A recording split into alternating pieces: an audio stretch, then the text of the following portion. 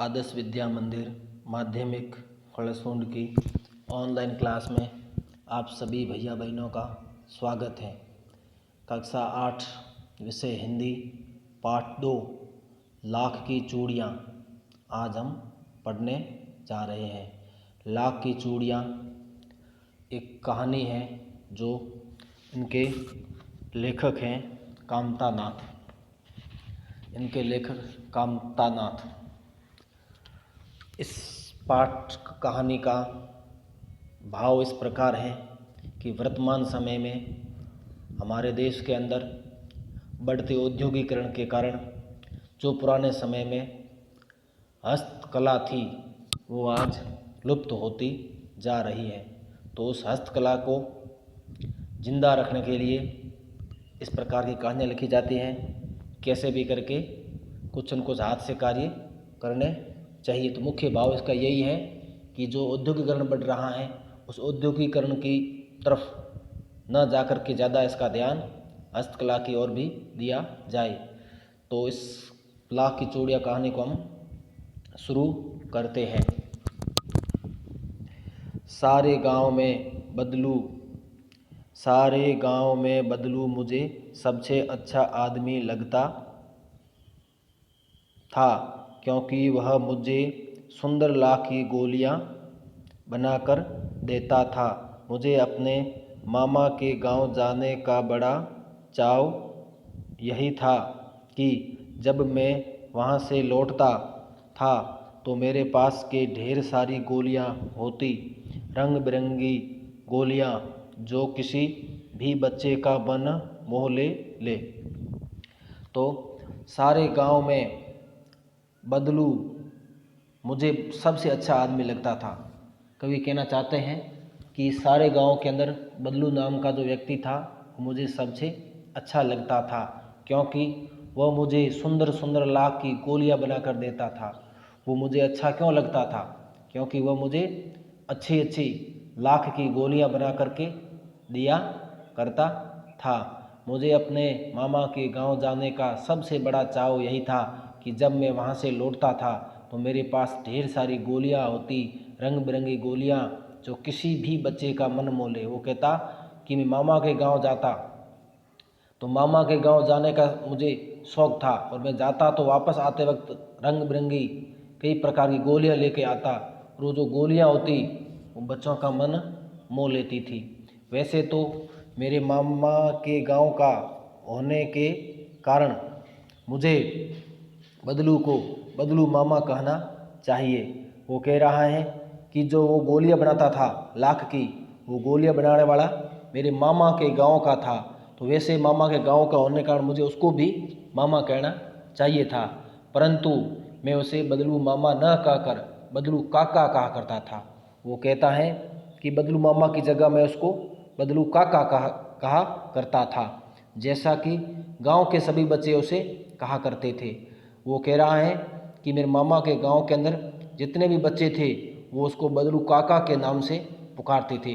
तो मैं भी बच्चों के साथ उसको बदलू काका कहना शुरू कर दिया था। बदलू का मकान उस ऊंचे पर बना था। मकान के सामने बड़ा सा सहन था जिसमें एक पुराना नीम का वृक्ष लगा था। उसी के नीचे बैठकर बदलू अपना काम करता था। बगल में भट्टी दहकती रहती थी जिसमें वह लाख पिघलाया करता था। सामने एक लकड़ी को चौखट पड़ी रहती जिस पर लाख के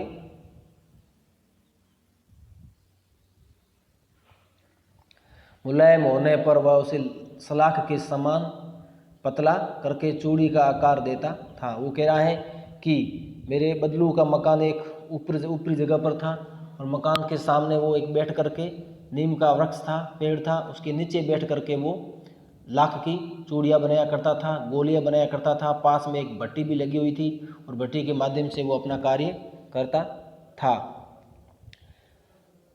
आकार देता। पास में 4-6 विभिन्न आकार की बेलननुमा मुंगेरियाँ रखी रहती थी जो आगे से कुछ पतली और पीछे से मोटी होती थी। वो कहना चाहता है कि आकार देता पास में 4-6 विभिन्न प्रकार की बेलन नुमा मुंगेरियाँ रखी रहती, जो आगे कुछ पतली और पीछे से मोटी होती थी। लाख की चूड़ियों का आकार देकर वह उन्हें मुंगेरियों पर चढ़ाकर गोल और चिकना बनाता था। एक बेलन जैसी कुछ उसके पास में क्या होती थी? मुंगेरियाँ। और मुंगेरियाँ क्या करती थी? वो चूड़ियों को आकार देती थी। लाख की जो चूड़ियाँ बनती थी, लाख की चूड़ी का आकार देखकर वह उन मुंगेरियों पर चढ़कर गोल और चिकना बनाता और तब एक एक कर पूरे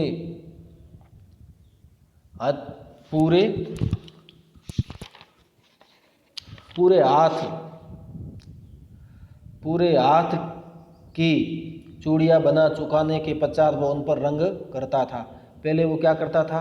बदलू अपने एक हाथ की पूरी चूड़ियाँ बनाता था, और एक हाथ की जब चूड़ियाँ उसकी बन जाती थी तो बनने के बाद उसका पर वो क्या करता था? रंग भी करता था। बदलू यह कार्य सदा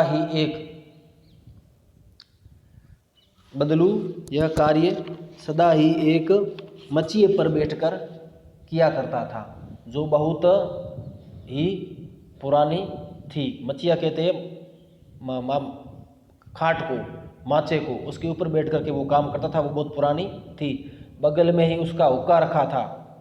पास में क्या रखा हुआ था? हुक्का भी वो पिया करता था, जिससे वह बीच बीच में पीता रहता। गांव में मेरा दोपहर का समय अधिकतर बदलू के पास बीतता।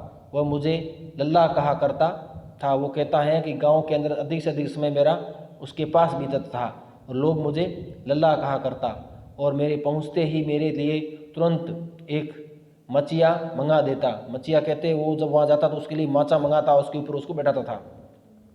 मैं घंटों बैठे बैठे उसे इस प्रकार चूड़ियाँ बनाते देखता रहता। लगभग रोज ही यह 4-6 जोड़ी चूड़ियाँ बनाता था। मैं रोज बदलू काका के पास जाया करता था, उसके ऊपर मचिया के ऊपर बैठता था, और बैठ करके वो जो चूड़ियाँ बनाते थे, रोज़ाना 4-6 जोड़े बनाते थे चूड़ियाँ के, उनको मैं पूरा देखता था कि वो किस प्रकार बनाता है। पूरा जोड़ा बना लेने पर वह उसे बेलन पर चढ़ाकर कुछ क्षण चुपचाप देखता रहता, मानो वह बेलन न होकर किसी नववधू की कलाई होती थी। वो बेलन के ऊपर चढ़ाता था, चढ़ा करके उसको आकार देता था। आकार दे करके वो ऐसा करता था। बदलू मनिहार था।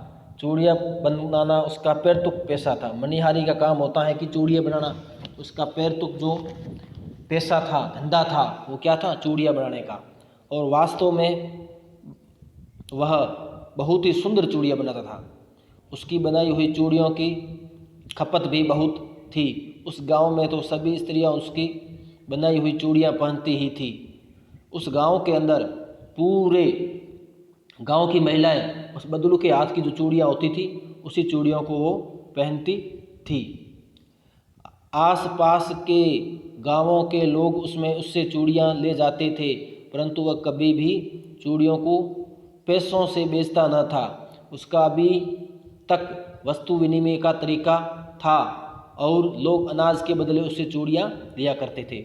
वस्तु विनिमय का मतलब होता है कोई वस्तु को देना और उसके बदले में कोई वस्तु प्राप्त करना। तो वो बदलू क्या करता था? उसके पैसे नहीं लिया करता था चूड़ियों के।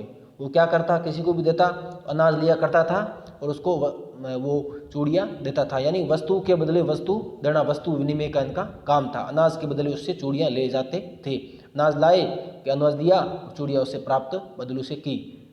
तो ये होता है वस्तु विनिमय। क्या होता है ये? वस्तु विनिमय। बदलू स्वभाव में बहुत सीधा था। मैंने कभी भी उसे किसी से झगड़ते नहीं देखा। हाँ, शादी विवाह के अवसरों पर वह अवश्य जिद पकड़ जाता था। जीवन भर चाहे कोई उससे मुफ्त चूड़ियाँ ले जाए, परंतु विवाह के अवसर पर वह सारी कसर निकाल लेता था। वो देखो, हमेशा के लिए तो चूड़ियाँ फ्री में दिया करता था, यानी अनाज के बदले अनाज। जब किसी की शादी वगैरह होती थी तो वो चूड़ियाँ लेने जाते थे, तो वो पूरे साल की कसर निकाल लेता था। ऐसी उसकी आदत थी। आखिर सुहाग के जोड़े का महत्व ही और होता है। मुझे याद है मेरे मामा के यहाँ किसी लड़की के विवाह पर जरा सी किसी बात पर बिगड़ गया था, और फिर उसको बनाने में लोहे लग गए थे। विवाह में इसी जोड़े का मूल्य इतना बड़ा बढ़ जाता था कि उसके लिए उसकी घरवाली को सारे वस्त्र मिलते, ढेरों अनाज मिलता, उसकी अपने लिए पगड़ी मिलती और रुपए जो मिलते थे सो अलग थे। देखो, जब किसी गांव के अंदर किसी के घर पे शादी होती थी तो इतना उसका मूल्य बढ़ जाता, उसकी घरवाली के लिए कपड़े दिया करते थे, ढेरों अनाज देते थे, उसको पगड़ी देते थे, यानी पगड़ी यानी साफा बंधवाते थे, और कई उसको रोकड़ी रुपए भी दिया करते थे, और भी कई प्रकार के उसको सामान दिया करते थे। ये बदलू के लिए गांव के अंदर इतना महत्व था। तो इस कहानी के आज हम इतना ही पढ़ेंगे, इसके बाद में इसके कल आगे वाला भाग हम पढ़ेंगे। आज गृह कार्य के रूप में इसका पहला प्रश्न हम करेंगे। बचपन में लेखक अपने मामा के गांव चाव से क्यों जाता था और बदलू को बदलू मामा न कहकर बदलू काका क्यों कहता था? उसका उत्तर इस प्रकार है। लेखक बचपन में अपने मामा के गांव बड़े चाव से जाता था, क्योंकि जब वह वहां से लौटता तो उसके पास ढेर सारी गोलियां होती थी। ये सारी गोलियां किसी भी बच्चे का मन मोह ले सकती थी। उसे ये गोलियां बदलू नामक मनिहार से मिलती थी। गांव के रिश्ते के मुताबिक लेखक को उसे बदलू मामा कहना चाहिए था, परंतु उस गांव के दूसरे बच्चों द्वारा बदलू काका संबोधन सुनकर लेखक भी उसे बदलू काका ही कहता था। प्रश्न 2, वस्तु विनिमय क्या है? विनिमय की प्रचलित पद्धति क्या है? खरीद फरोख्त का सबसे पुराना तरीका एक वस्तु के बदले दूसरी से अदला बदली करना है। वस्तुओं के बदले में वस्तुओं के आदान प्रदान की पद्धति को ही वस्तु विनिमय कहा जाता है। जैसे कि बदलू काका की चूड़ियाँ लेकर लोग उसे अनाज आदि दिया करते थे। आजकल वस्तु विनिमय की जगह रुपए पैसे से क्रय विक्रय किया जाता है। तो आजकल क्या है, अनाज नहीं लेते हैं लोग और रुपए के बदले कोई वस्तु खरीदते हैं। तो पुराने समय के अंदर ये था कि अनाज देकर के वस्तु को प्राप्त करना। तो आज हम यहीं तक पढ़ेंगे और यही 2 प्रश्न गृह कार्य के रूप में करेंगे।